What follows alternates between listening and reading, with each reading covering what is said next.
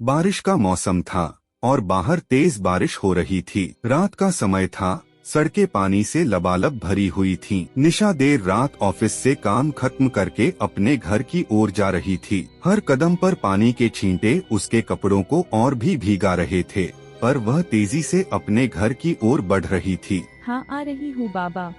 घर पहुँचते ही उसकी जुड़वा बहन प्रिशा उसे ताना दे रही थी, क्यों करती हो इतनी देर तक काम? मैं तो जल्दी आ जाती हूँ। और माँ बाप को डर लग रहा था कि कहीं उसकी तबीयत खराब न हो जाए। फिर दोनों बहन अपने कमरे में चली जाती है। कहाँ थी तू? आज तो बड़ा टाइम लगाया तूने घर आने में मैडम जी। तो क्या हुआ यार, काम करना मेरा फर्ज है, इसके लिए तो पैसे मिलते हैं मुझे। खैर छोड़, चल सो जाते हैं, नींद आ रही है। निशा अपनी माँ के साथ बात कर रही होती है, तभी प्रिशा आती है। माँ, आज मेरा प्लान दोस्तों के साथ बाहर घूमने का है। मेरे लिए खाना ना बनाना, मैं पार्टी में ही खाऊंगी।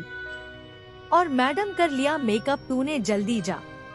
हाँ हाँ, हो गई मैं पूरी तैयार, मेरे को बहुत देर हो रही है, चल बाय बाय। प्रिशा अपनी सहेली का इंतजार कर रही थी। जैसे ही उसकी सहेली आई, वो कार में बैठकर निकल गई।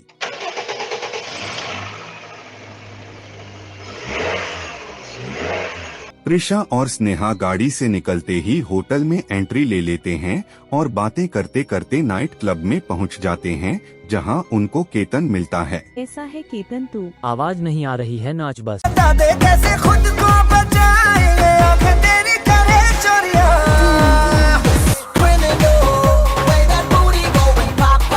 फिर वो सब वहां से निकलकर कुछ खाने जाते हैं। यार बहुत मजा आ रहा है, ऑफिस में काम करके पक गई थी। सच्ची प्रिशा, कितने टाइम बाद हम साथ में हैं। मैं किसी को नहीं छोड़ूंगा, मैं सबको मार डालूंगा। भाग जाओ, सब जो मिला वो मेरे हाथों मारा जाएगा।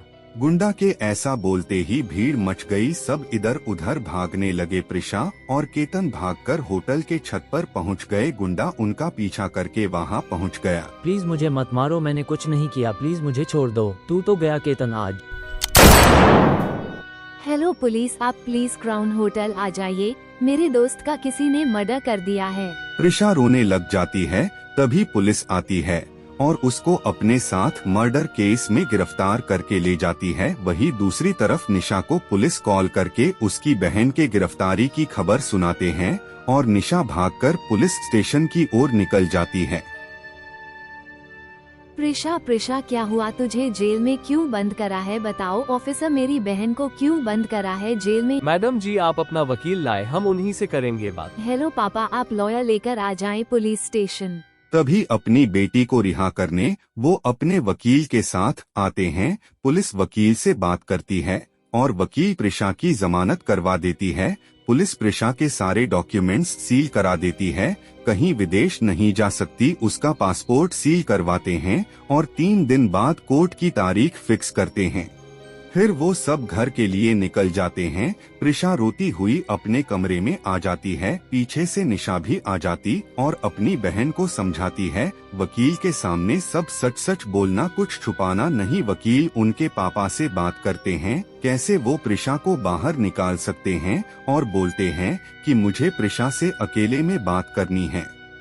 लॉयर और प्रिशा दोनों कमरे में आ जाते हैं और वकील प्रिशा से सवाल पूछना शुरू करता है। प्रिशा, सच बताओ, क्या तुम सचमुच इस मामले में शामिल हो? मैं आपको सच बता रही हूँ कि मैं इस झमेले में शामिल नहीं हूँ। मुझे सिर्फ इतना पता है कि केतन किसी क्राइम सोसाइटी का सदस्य था। प्रिशा, मुझे पार्टी में आपके जानने वाले हर किसी का नाम बताओ। जिन लोगों को मैं जानती हूँ जो पार्टी में थे, वे हैं स्नेहा, मेरी बेस्ट फ्रेंड, हमारी फैमिली फ्रेंड आयुष और रॉन। प्रिशा के नाम लेते ही वकील सारे दोस्तों से मिलने का प्लान बनाता है और सबसे पहले स्नेहा के घर जाता है। तभी स्नेहा के पापा बोलते हैं, क्या हुआ वकील साहब? केतन के मर्डर को लेकर उसके सारे दोस्तों से बात चल रही है, मुझे स्नेहा से अकेले में बात करनी है। डरो मत स्नेहा, वकील को सच बताओ। वकील और स्नेहा अकेले में बात करने के लिए स्नेहा के कमरे में पहुंच जाते हैं। स्नेहा, गोलीबारी के टाइम तुम प्रिशा के साथ नहीं दूसरी तरफ भागी थी, ऐसा क्यों? भीड़ के दौरान मैं इतना डर गई थी कि मुझे ध्यान ही नहीं रहा कि सब कहाँ भाग रहे। बेस्ट फ्रेंड होने के नाते सच सच बताओ, क्या तुमको लगता है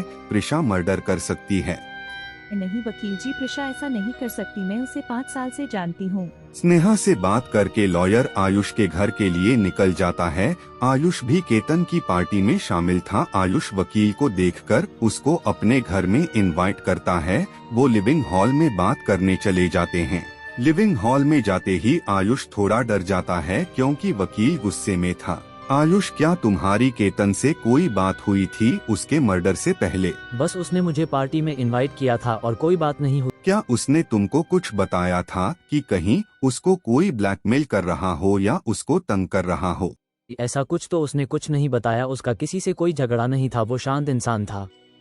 वकील आयुष से बात करके चले जाते हैं। वही दूसरी तरफ सारे दोस्त मिलकर बात करते हैं कि उनको कितना डर लग रहा है, कल क्या होगा कोर्ट में। तभी अगली सुबह सब कोर्ट में चले जाते हैं। पुलिस जज से बोलता है कि मेरे पास सबूत है कि प्रिशा ही असली कातिल है, मेरे पे एविडेंस है। जज बोलती है एविडेंस दिखाओ। तभी पुलिस जज को वीडियो दिखाता है जिसमें इन्वेस्टिगेशन के समय मुझे प्रिशा का नेकलेस पड़ा मिला। तभी वकील प्रिशा के पक्ष में बताता है कि प्रिशा ही नहीं, सारे दोस्त ही हम सबसे कुछ छुपा रहे हैं। कल मैं रोन के घर गया था तो वहाँ मैंने फोटो देखी जिसमें सारे दोस्त केतन की पार्टी से पहले मिलेगा।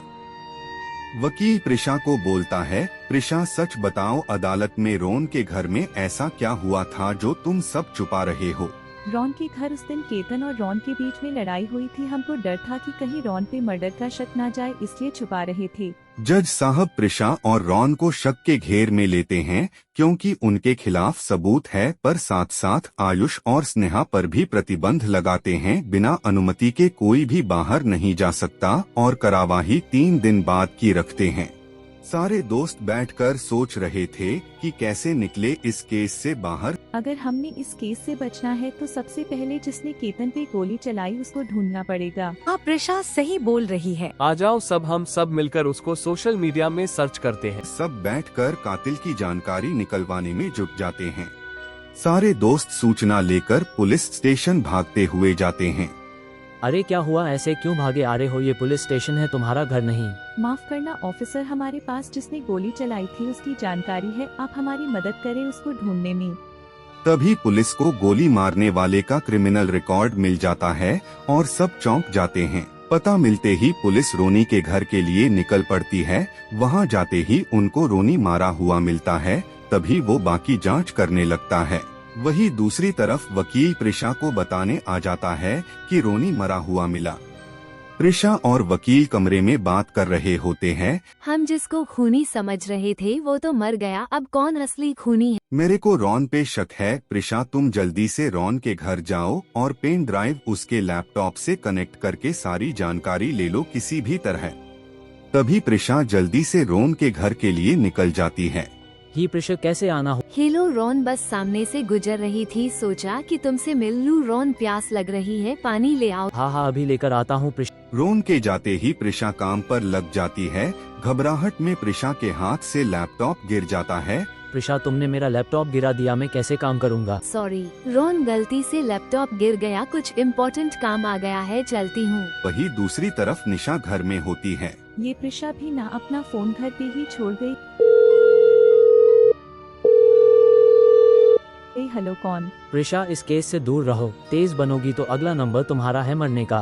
ये सुनते ही निशा घबरा जाती है। आगे क्या होता है पार्ट 2 देखें और चैनल को लाइक और सब्सक्राइब करना न भूलें।